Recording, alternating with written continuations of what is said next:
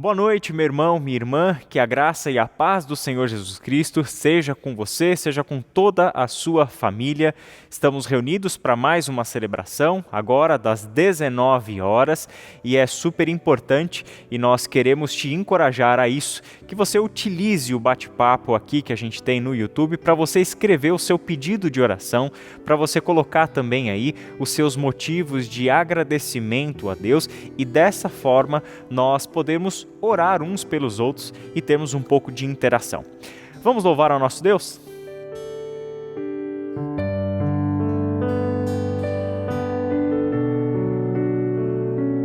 Olá, igreja. Gostaria de convidar vocês, aonde vocês estiverem agora, a se levantar, a ajoelhar ou sentado mesmo, da maneira que vocês desejarem, declarar que Jesus Cristo mudou o seu viver, o meu viver. Que como igreja nós louvemos isso nessa manhã, nessa noite. Amém?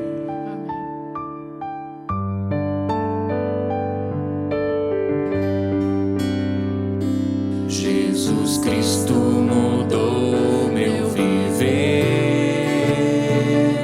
Jesus Cristo mudou meu viver. É a luz que ilumina meu ser. Sim, Jesus Cristo mudou meu viver.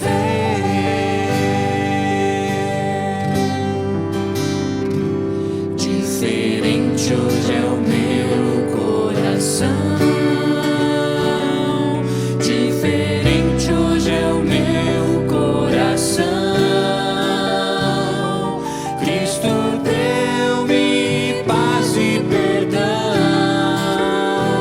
Sim, diferente hoje é o meu coração.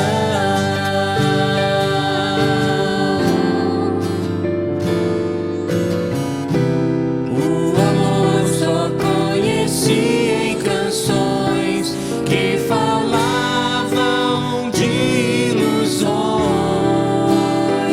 mas tudo agora é diferente. Isso falo a toda a gente, pois Cristo deu-me seu amor.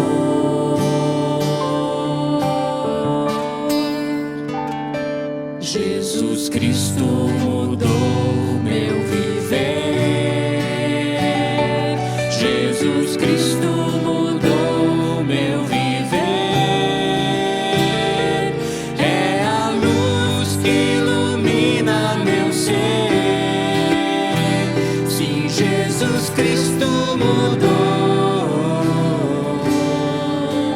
meu viver.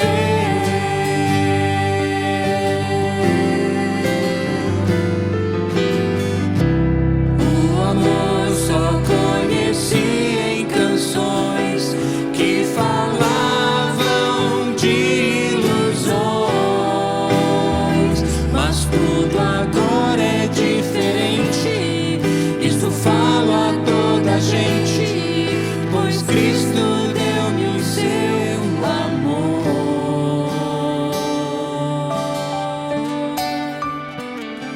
Jesus Cristo mudou meu viver.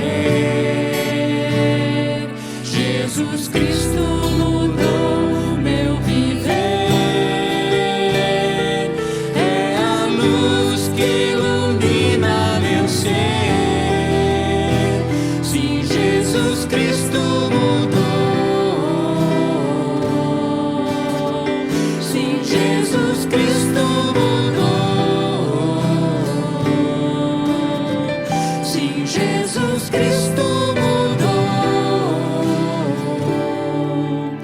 meu viver.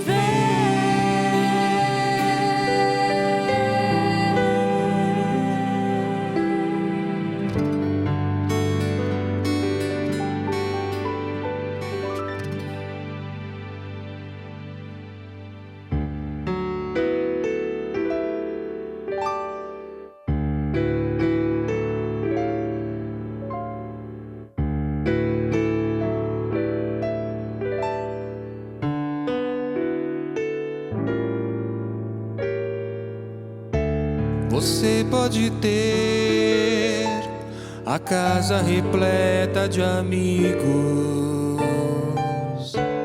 paredes e pisos cobertos de bens, ter um carro do último tipo e andar conforme der na cabeça.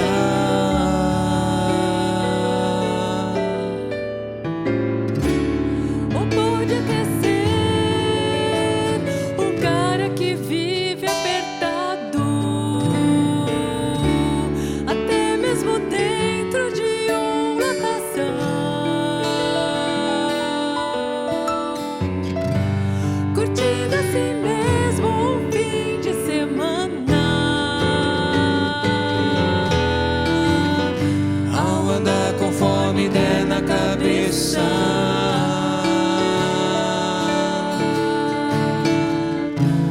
mas sempre será como folha no vento,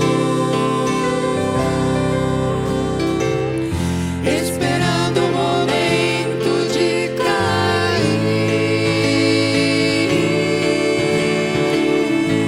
Você pode ter tudo aquilo que sonhar,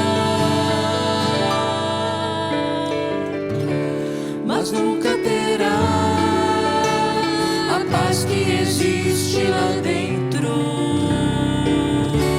que não se encontra pra poder comprar. Porque essa paz só tem a pessoa que se encontra com Cristo.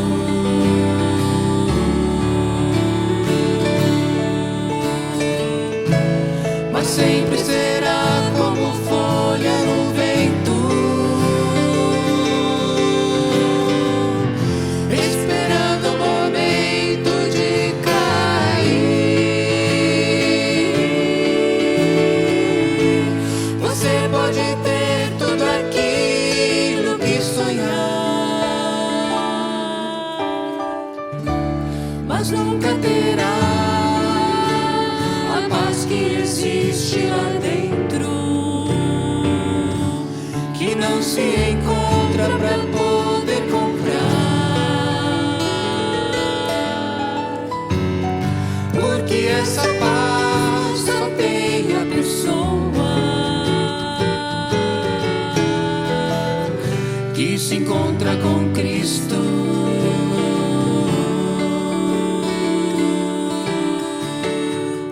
Que se encontra com Cristo.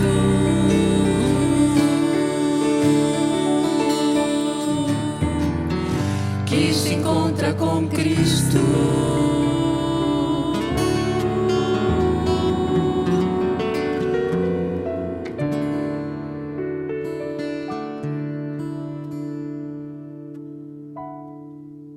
Vamos dando sequência a mais uma série em que estamos estudando a Palavra de Deus, estudando os princípios bíblicos para aprendermos a viver de acordo com a vontade do nosso Senhor e Salvador Jesus Cristo. Nesta série, iniciada na semana passada com a pregação do André, o título O Extraordinário da Vida Cristã, temos buscado princípios do discipulado a partir do texto do Sermão do Monte, Mateus, capítulos 5, 6 e 7, uma coleção de ditos de Jesus essenciais e entendidos pela comunidade dos discípulos como o que há de primordial, de fundamental em todo o ensino de Jesus. E hoje nós vamos olhar para o texto de Mateus, capítulo 5, do versículo 13 até o versículo 16, sob esse título: A Igreja Visível, Sal da Terra e Luz do Mundo. Ao invés de nós lermos o texto logo de início, nós faremos essa leitura parte a parte na medida em que formos caminhando ao longo dessa passagem tão importante do Evangelho de Mateus.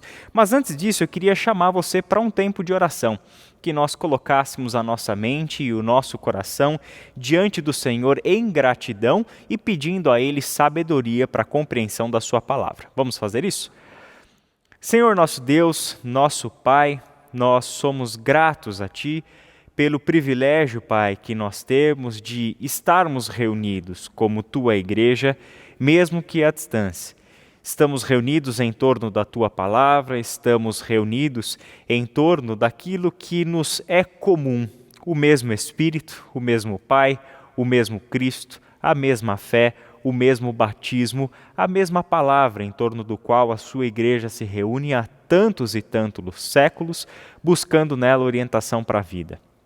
E é isso que nós queremos fazer mais uma vez. Olhar para as Escrituras pedindo, Pai, a iluminação do Teu Santo Espírito sobre a nossa mente, sobre o nosso coração. Que haja instrução da Tua parte para nós, que sejamos, Pai, todos nós, desafiados a viver de acordo, Senhor, com aquilo que o Senhor tem revelado para nós. Que no meio de tantas vozes, de tantos conflitos, de tantas crises que trazem para nós demandas neste mundo presente, tenhamos, Pai, a perspicácia de ouvir o Teu chamado, de ouvir a Tua voz e seguir apenas a voz do bom pastor. É em nome de Jesus que nós oramos. Amém. O texto de Mateus, capítulo 5, do versículo 13 até o versículo 16, é a sequência imediata às bem-aventuranças. Primeira parte do Sermão do Monte é Jesus subindo ao monte, vendo aquela multidão, chamando ali os seus discípulos para perto e começa a instruir os seus discípulos sobre o que era este reino dos céus que ele estava proclamando, o que era este discipulado ao qual ele estava convidando aquelas pessoas. Então, no Sermão do Monte, nós temos logo como ponto de partida aqueles que Deus considera como bem-aventurados por terem sido chamados por Jesus Cristo ao discipulado. São bem-aventurados porque agora são cidadãs e cidadãos do reino de Deus. São pessoas que foram convocadas pelo Deus Santo para uma relação de comunhão, para uma relação de paz, de harmonia, onde agora, por intermédio de Jesus Cristo, por intermédio do discipulado, todos eles poderiam viver a plenitude da vida de Deus, orientados pelos seus valores e não mais dependentes e aprisionados pelo curso natural da vida humana, forjada no pecado, em oposição, em rebelião em relação a Deus. Só que quando ele termina as bem-aventuranças, nós vamos descobrir que aqueles descritos como bem-aventurados aos olhos de Deus, ou seja, são chamados bem-aventurados por Deus. É Deus quem os considera bem-aventurados, porque a eles foi dado o reino dos céus. Então, estes que são bem-aventurados para Deus são indesejáveis para o mundo. Então, este é um primeiro ponto que a gente precisa considerar. O discípulo, aos olhos do mundo, a comunidade dos discípulos, que é a igreja de Jesus Cristo, aos olhos do mundo, ela é uma presença indesejável. Nós somos supérfluos, nós somos indesejáveis, nós somos até desnecessários para este mundo. E é isso que a gente vê quando Jesus dá as palavras finais sobre quem são os bem-aventurados. Ele diz o seguinte nos versículos 11 e 12: Bem-aventurados serão vocês, quando por minha causa os insultarem, os perseguirem e levantarem todo tipo de calúnia contra vocês. Alegrem-se e regozijem-se, porque grande é a sua recompensa nos céus, pois da mesma forma perseguiram os profetas que viveram antes de vocês. Os bem-aventurados são aqueles indesejáveis para o mundo. Este estado de ser indesejável chega a ser expressado em forma de recusa. Eles são recusados por este mundo.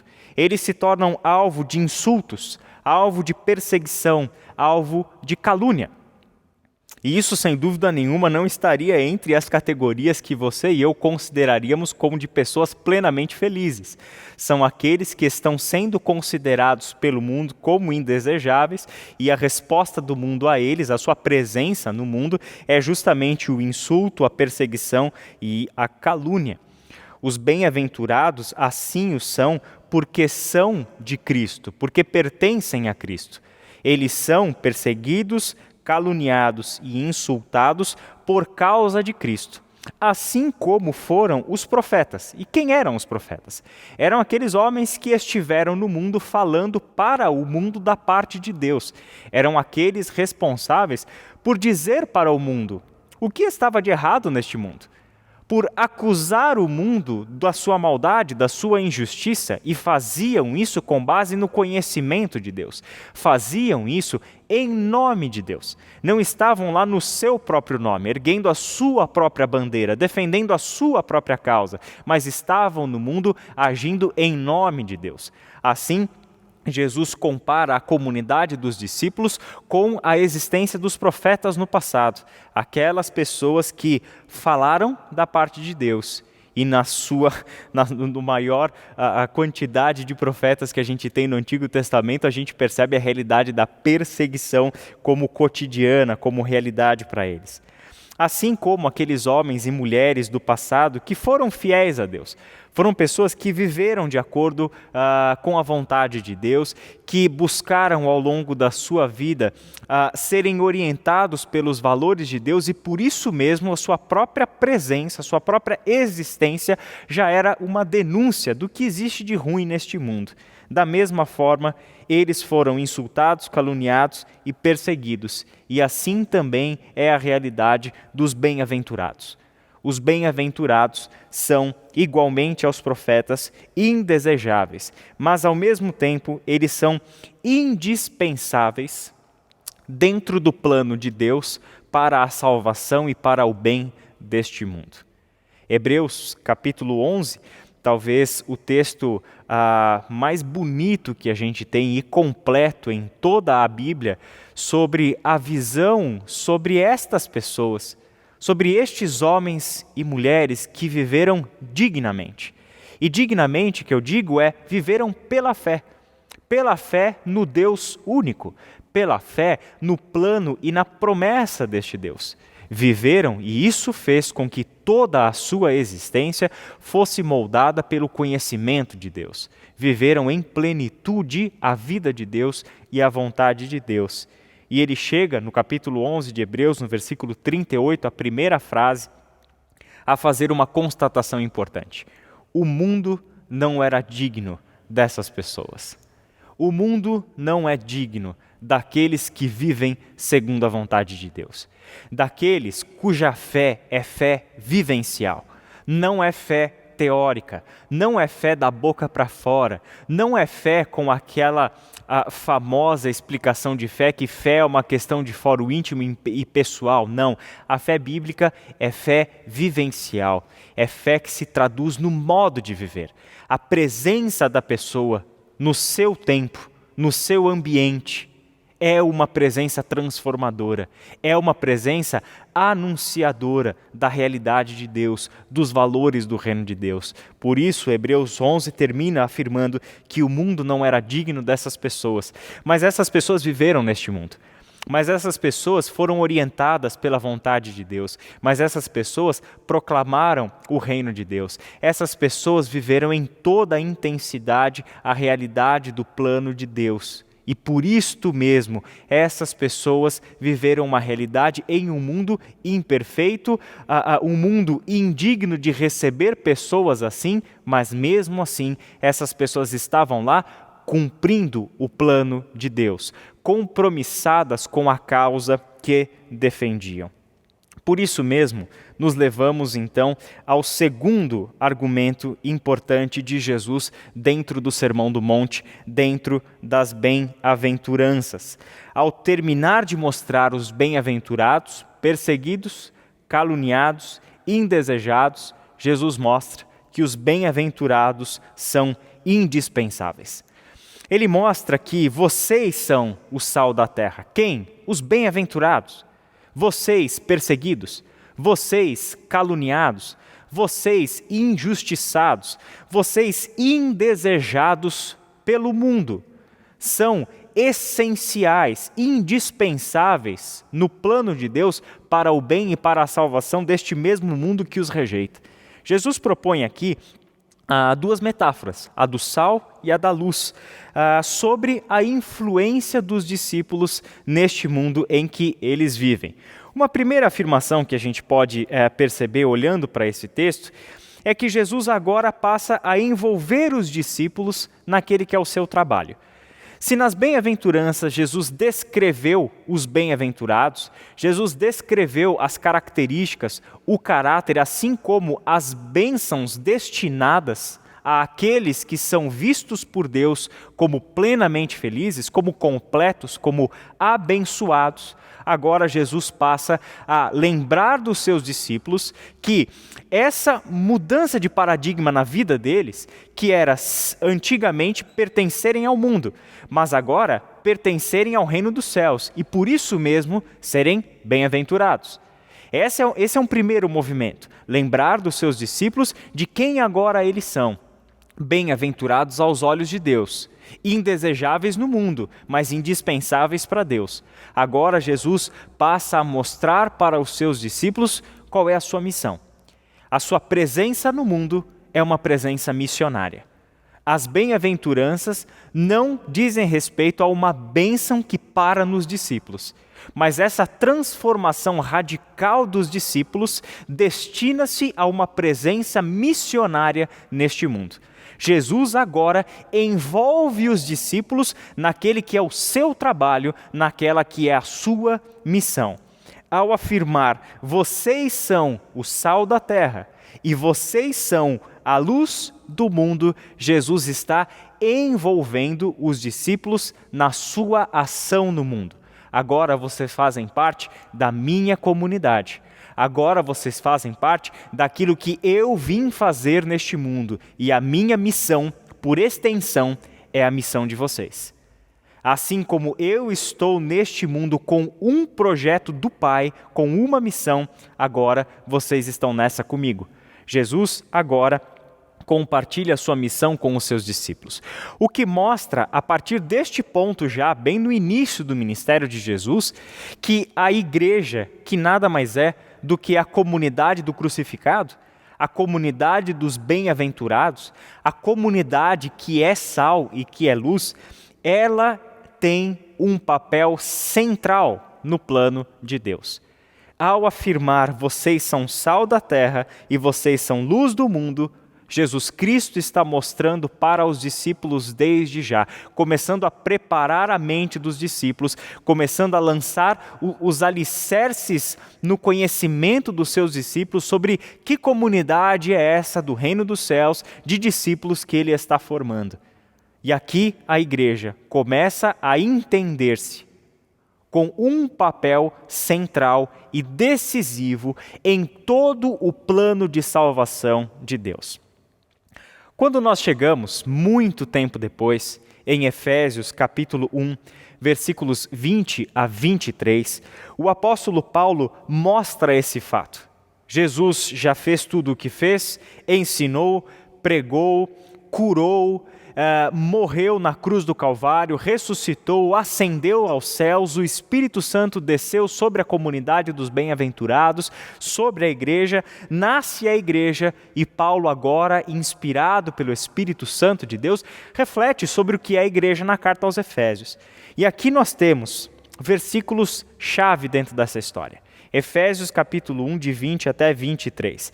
Eu não vou projetar esse texto, eu gostaria de ler este texto da forma como o apóstolo Paulo escreveu, mas que Eugene Peterson, na Bíblia A Mensagem, captou o sentido das suas palavras e traduziu isso na seguinte forma. Toda essa força vem de Deus. Deus levantou Cristo da morte e o estabeleceu num trono nos altos céus, no governo do universo. Tudo, das galáxias aos planetas, de forma que nenhum nome, nenhum poder está fora do alcance de sua soberania. E isso não é provisório. Será assim para sempre. Ele, Cristo, está no comando de tudo e tem a palavra final a respeito de tudo. No centro de tudo, Cristo governa a igreja. A igreja não é periférica em relação ao mundo. O mundo é que é periférico em relação à igreja. A igreja é o corpo de Cristo. Por esse corpo, ele, Cristo, fala, age e preenche tudo com sua presença. Eis aqui a vocação da comunidade dos discípulos. Ser um povo dentro do plano de Deus, cujo papel na história, cujo papel no tempo, seja ele qual for, seja o contexto qual for, seja o problema social qual for, seja a realidade econômica, política, qual for, a igreja tem um papel central e ela precisa estar consciente deste papel central que ela desempenha na história de Deus. O que nos leva a uma terceira consideração. Vocês são o sal da terra. Agora nós vamos olhar para essas palavras de Jesus e tentar entender o que ele nos mostra com essa metáfora do sal e depois a metáfora da luz. Nós sabemos que o sal, em sentido universal, mas especificamente no tempo de Jesus, ele tem três funções, três usos principais: o de temperar, o de conservar e o de purificar. Quando Jesus afirma que vocês são o sal da terra, ele mostra que o primeiro uso comum do sal é o tempero. O sal no cotidiano, o sal em todas as casas, é usado diariamente por nós que preparamos os alimentos para temperar o alimento. É um condimento, é um utensílio essencial na cozinha. E ele faz com que cada um dos ingredientes colocados em um prato, colocados em um preparo, tenha o seu sabor ressaltado. Ele faz com que aquela comida que se faz pela junção de diversos ingredientes tenha um sabor único. Onde nesta junção de ingredientes com o sal é que cada parte tem de fato o seu sabor. Destaca o que tem de bom em cada um desses elementos. Faz com que cada um desses elementos colocados no preparo tenha o seu sabor ressaltado. A segunda função do sal é a conservação. E essa era tremendamente importante nos dias de Jesus e talvez fosse o sentido predominante quando ele falava sobre os discípulos serem o sal da terra. Porque nos dias de Jesus, como a gente sabe, não existia nenhum tipo de refrigeração, não existiam geladeiras, freezer, câmaras frigoríficas e nem nada. Todo o alimento, por exemplo, os peixes, um tipo de alimento muito comum no contexto de Jesus, para eles serem transportados, para eles serem armazenados, vendidos, aguentarem uma viagem onde eles saíam do lugar onde eles eram pescados e comercializados em uma outra cidade, em uma outra região, dependia completamente do sal para ser salgado. Nós brasileiros estamos acostumados com isso, a gente sabe bem o que é uma carne de sol, uma carne salgada. Na época da Páscoa, a gente passou recentemente pela Páscoa, a gente sabe que um dos pratos muito comuns entre nós é o bacalhau, e a gente come o bacalhau conservado no sal, o bacalhau salgado, e ali o sal exerce essa função de preservação. Ele conserva, ele evita a deterioração, ele evita que a carne apodreça. E um terceiro sentido do sal é que ele tinha um sentido religioso. O sal era um instrumento cerimonial. Nós temos dois textos apenas como exemplo no Antigo Testamento em que o sal estava sendo utilizado cerimonialmente como um instrumento de purificação. Êxodo 30, 35 e Ezequiel 16, 4. Se você quiser depois ler sobre isso nestes textos. Vemos ali a presença do sal como um instrumento dentro de um processo religioso de purificação. O sal, portanto, tem essa tríplice função: a purificação, a conservação e o tempero. Jesus afirma que a comunidade dos bem-aventurados é sal dessa terra. Ele está aqui para temperar, para dar sabor. A comunidade, a igreja, a comunidade dos bem-aventurados está aqui para evitar a deterioração, o apodrecimento. É porque a igreja está aqui que este mundo ainda não apodreceu. Porque a comunidade dos bem-aventurados está aqui e por meio disso é que Deus está preservando este mundo em rebelião contra ele.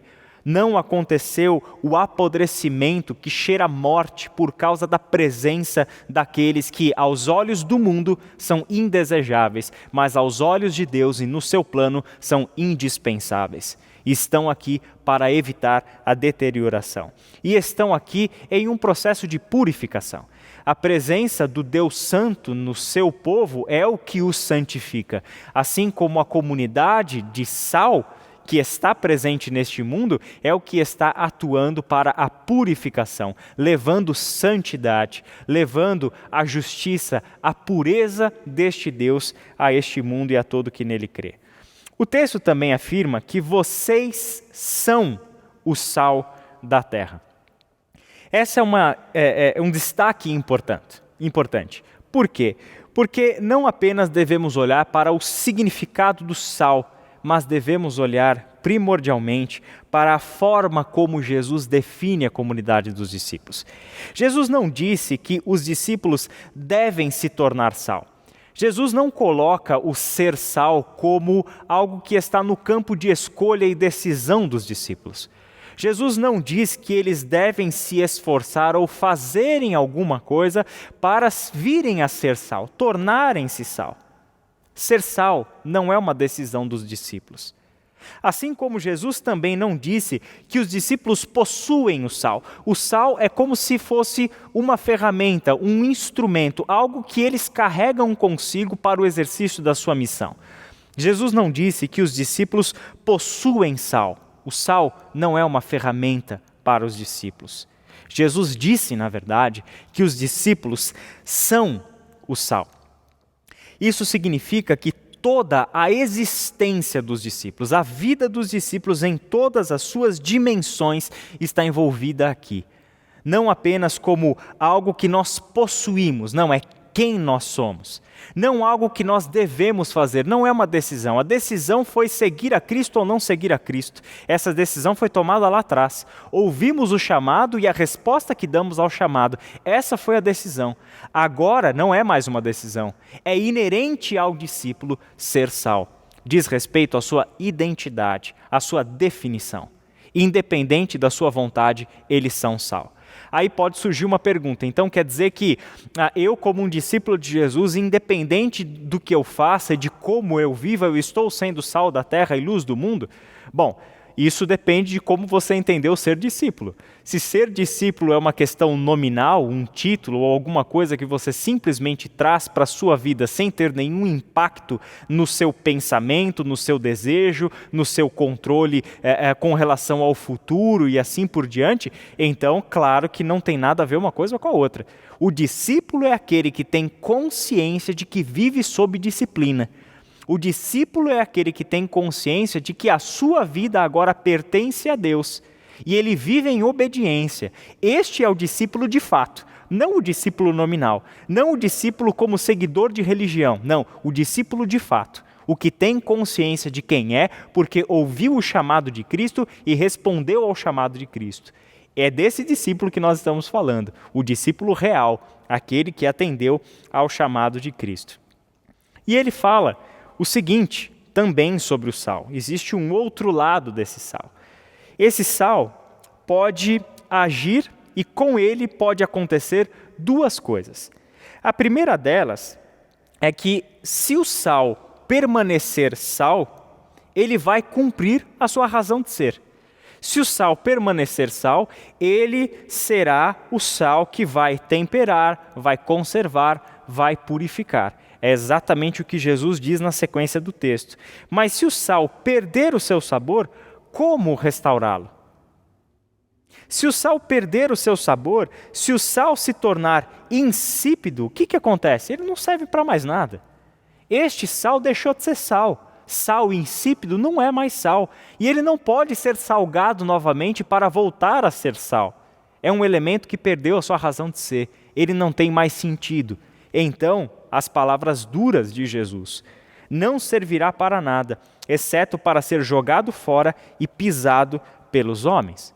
Se o sal se torna insípido, ele deixar de ser sal, por um outro lado, deixa de ser sal e por isso mesmo ele não serve para mais absolutamente nada. Dietrich Bonhoeffer, no livro Discipulado, diz o seguinte: o chamado de Jesus é ser sal ou ser destruído. E eu gostaria de ler um pequeno trecho que ele escreveu sobre esse assunto.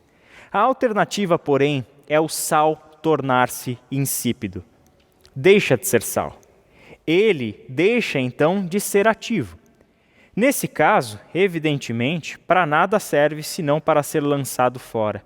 Esta é a distinção do sal. Tudo necessita ser salgado. O sal, porém, uma vez insípido, não poderá tornar a ser sal. Tudo pode ser salvo pelo sal, mesmo o elemento mais deteriorado. Somente o sal insípido está definitivamente perdido. Este é o outro lado. É o juízo ameaçador que paira sobre a igreja dos discípulos. A terra deverá ser salva pela igreja, mas a igreja que deixa de ser igreja está definitivamente condenada. O chamado de Jesus Cristo é ser o sal da terra ou ser destruído, ser discípulo ou então o próprio chamado destrói quem foi chamado. Não há uma segunda chance de salvação, não pode havê-la. A presença da igreja no mundo como sal está relacionada à sua participação e à sua influência invisível neste mundo. Só que a metáfora não para por aí. Se o sal tem uma função invisível, a luz tem uma função e uma influência, uma presença completamente visível. Ele diz assim também, Bonhoeffer: não apenas o efeito invisível do sal é atribuído aos discípulos com o chamado de Jesus, mas também o brilho da luz. Eles são chamados para brilharem como a luz brilha e dissipa as trevas. Por fim, vocês são a luz do mundo. A luz é aquela que dissipa as trevas. Uma cidade edificada sobre um monte se torna visível de longe. Todo mundo sabe que existe ali uma cidade edificada sobre um monte e de longe ela é visível. Isso era muito comum nos dias de Jesus. Certamente os seus ouvintes no Sermão do Monte, ao ouvirem estas palavras de Jesus, se recordavam de Jerusalém, a cidade edificada, visível de longe. Para quem? Para talvez na nossa experiência de hoje mais comum, seja a experiência de voar, estar numa aeronave e quando de longe nós estamos sobrevoando aquela imensidão do mar, tudo escuro, ao longe a gente começa a enxergar luzes. E o que a gente sabe? Ali existe uma cidade, ali existe luz, tem vida ali, tem gente ali, ali é habitado, ali há uma presença. A luz traz à tona essa realidade visível, que não pode ser escondida, que não pode ser jogada para debaixo de algum lugar. Não, a cidade está no seu lugar apropriado e ali ela é vista. Por partes, a sequência final do texto. Ele afirma que os discípulos são a luz do mundo. Aqui é o chamado ao discipulado que nos torna luz. A mesma coisa que nós vimos sobre o sal vale sobre a luz. Ele não diz que nós devemos nos tornar luz, e ele não diz que a luz é algo que nós carregamos conosco, um lampião ou uma lanterna que nós carregamos ao nosso lado como instrumento da nossa missão. Não é esta a afirmação de Jesus. A afirmação de Jesus é que os discípulos são a luz deste mundo. É neles que está o brilho da glória de Deus. É na comunidade dos bem-aventurados que brilha de forma intensa a realidade plena do Deus Salvador, que na cruz do Calvário nos comprou como o seu povo santo e escolhido. O Deus que agora nos envia ao mundo como arautos da sua justiça, como proclamadores da reconciliação, como os seus agentes de paz neste mundo. Esta é a luz a ser brilhada neste mundo, a luz dos discípulos, que de novo não devem escolher tornarem-se luz, são luz porque foram chamados, são luz porque são bem-aventurados, são luz porque são discípulos de Jesus de Nazaré. Da mesma forma, a luz não é uma ferramenta, é toda a existência, tudo o que está na vida do discípulo é que é luz. É o chamado ao discipulado que nos torna luz deste mundo. E nós seremos luz enquanto nós estamos na luz. Os discípulos são luz porque eles são chamados a viver em Cristo. E Cristo Jesus é a luz deste mundo. A sequência do texto. Não se pode esconder uma cidade construída sobre um monte. E também, ninguém acende uma candeia e a coloca debaixo de uma vasilha. Ao contrário, coloca-a no lugar apropriado e assim ilumina a todos os que estão na casa. A luz deve ser colocada no lugar apropriado.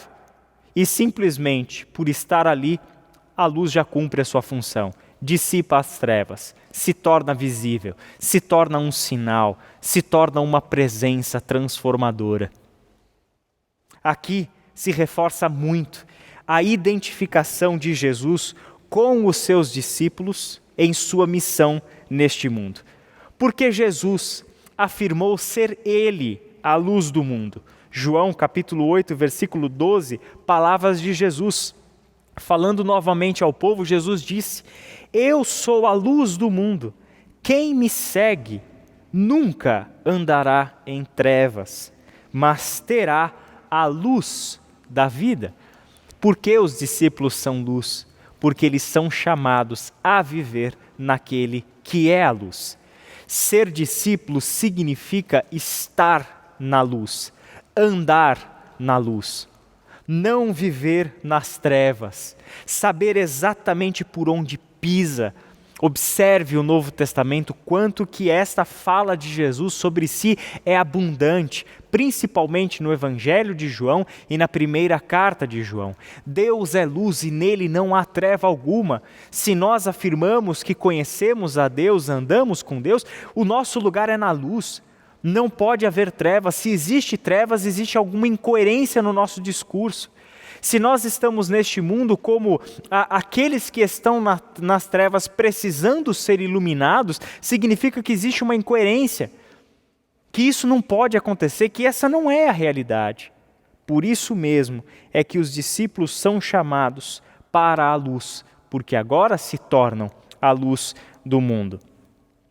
Ele diz na sequência: assim, brilhe a luz de vocês diante dos homens, para que vejam as suas boas obras. É interessante porque na sequência do Sermão do Monte, Jesus vai falar sobre a vida oculta do discípulo.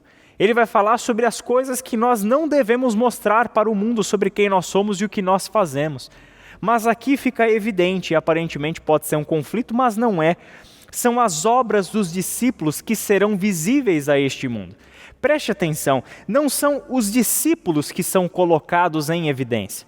Quando brilha a luz dos discípulos diante dos homens, não são os discípulos que são vistos, mas as suas obras. São as obras dos discípulos que se mostram visíveis.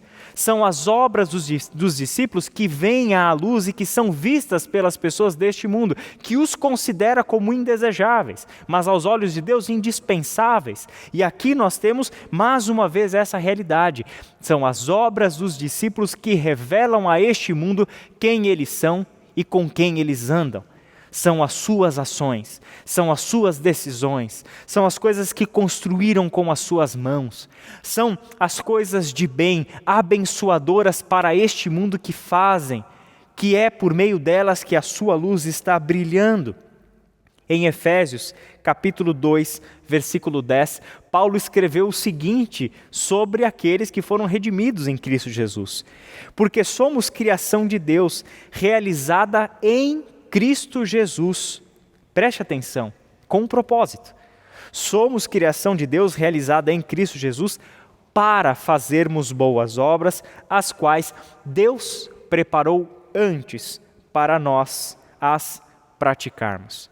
Como é bom saber que a nossa vida está no centro da vontade de Deus e nós, comunidade dos bem-aventurados, estamos no centro do plano redentor de Deus para este mundo que rejeita a presença dos discípulos.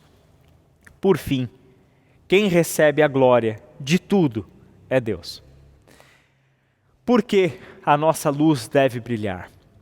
Para que as nossas obras sejam vistas pelos homens. E desta forma, surpreendentemente, o mundo, que considera os discípulos indesejáveis, desnecessários, ao observarem as obras dos discípulos, porque são sal da terra e porque são luz do mundo, eles vão glorificar ao Pai de vocês, que está nos céus. É por meio da nossa luz brilhando neste mundo. É por meio do sal preservando, temperando, purificando. Por meio da junção de tudo isso, que é a vida do discípulo. Que é a vida integral dos discípulos de Jesus. É que Deus há de ser glorificado. Precisamos pensar sobre o que significa dar glória a Deus. Infelizmente, na nossa cultura evangélica predominante no Brasil, glorificar a Deus é abrir a boca e dizer palavras sobre Deus. Glorificar a Deus é cantar músicas que falam da glória de Deus, que o exaltam. Essa é apenas uma parcela da verdade. A glória de Deus será vista pelo mundo quando eles verem o que a gente faz. E Deus quer ser glorificado não apenas pela sua comunidade, mas Ele precisa que o mundo veja a comunidade dos transformados, a comunidade daquele que Ele chama de bem-aventurados, para que por meio das suas ações, para que por meio do que eles fazem, do que eles pensam, do que eles dizem, de como se relacionam, de como respondem, de como decidem, por meio da existência da comunidade dos bem-aventurados, é que o mundo verá que de fato eles são o sal da terra, que de fato eles são a luz do mundo. Mas o que tem de lindo nessa história é que o mundo olha para as obras e não vê o discípulo, vê o Pai. Glorifica o Pai. Reconhece a presença de Deus. Se nós queremos mostrar para este mundo que Deus existe, não é no discurso argumentativo que provaremos a existência de Deus, não é no debate acadêmico, teórico, que falaremos para esse mundo que Deus é real. Mostraremos para o mundo que Deus é real quando vivermos como a comunidade dos bem-aventurados. Quando assumirmos de fato aquilo que é o nosso papel neste mundo. Uma presença missionária, uma presença transformadora, uma presença marcante e indispensável como a do sal do mundo e como a luz no mundo. Não há vida sem estes dois elementos.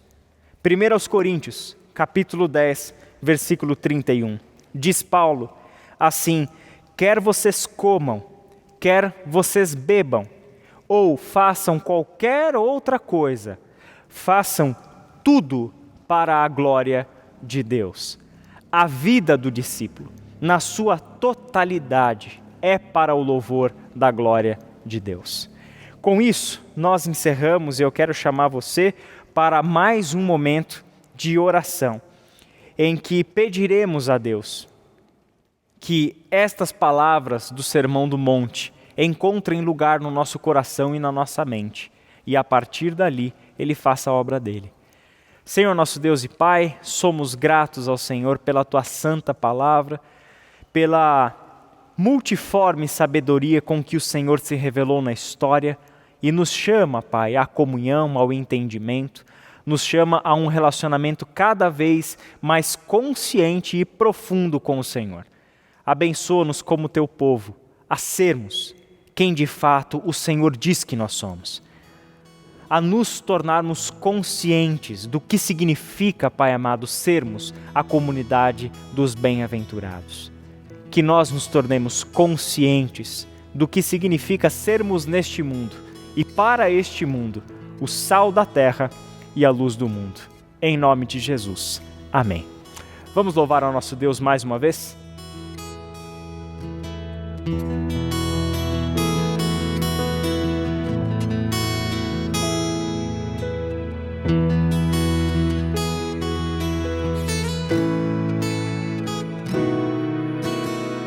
Que sejas meu universo, não quero dar-te só um pouco do meu tempo, não quero dar-te um dia apenas da semana. Que sejas meu universo, não quero dar-te as palavras como gotas, quero que saia um dilúvio de bênçãos da minha boca. Que sejas meu universo, que sejas tudo o que sinto e o que penso.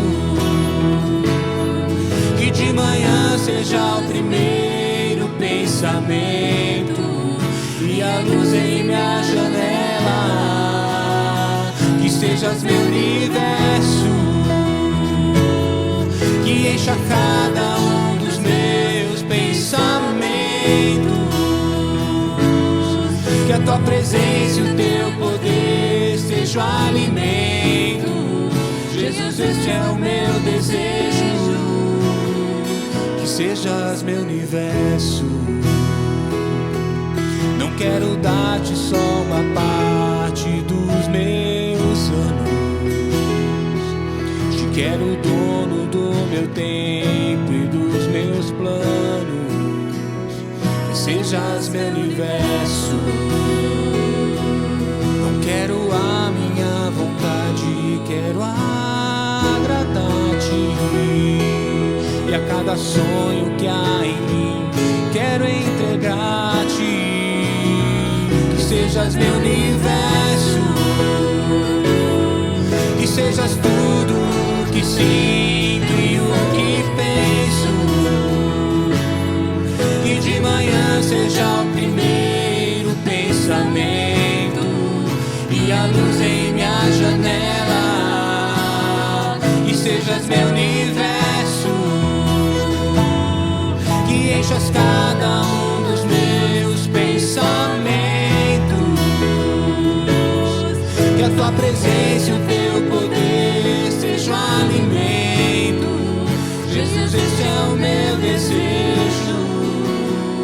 Que sejas meu universo, que sejas meu universo,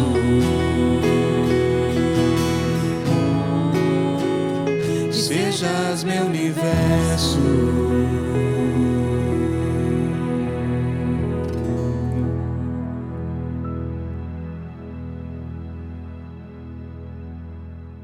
Nós vamos chegando ao final de mais uma celebração. Obrigado pela tua participação, obrigado por ter escrito aqui no nosso chat. Sem dúvida nenhuma temos lido as mensagens, orado uns pelos outros, levado esses assuntos para o nosso grupo de intercessão da Iba Viva. Então, muito obrigado e continue utilizando essa ferramenta. A nossa oração desde já é que o Senhor Deus continue a nos instruir por meio dessa palavra, que sejamos edificados. Nos encontraremos aí nas nossas devocionais ao longo da semana, aprofundando nesses assuntos, pedindo a Deus que dê a nós a instrução, traga a nós o seu conhecimento e a sua sabedoria. Vamos orar para encerrar? Senhor nosso Deus e Pai, muito obrigado por mais esta celebração, por mais este tempo de cantarmos em honra ao Teu nome, de termos um tempo de oração falando contigo, de termos o tempo de sermos instruídos pela Tua palavra. Nossa oração é que o Senhor continue a falar ao nosso coração ao longo dessa semana, nos levando ao crescimento em conhecimento e em graça diante de Ti e em missão neste mundo. Que o amor de Deus Pai, que a graça do nosso Senhor e Salvador Jesus Cristo e que as consolações e o encorajamento do Espírito Santo sejam com todo o povo de Deus, a comunidade dos bem-aventurados, hoje e sempre. Amém. Que Deus te abençoe e te dê uma excelente semana.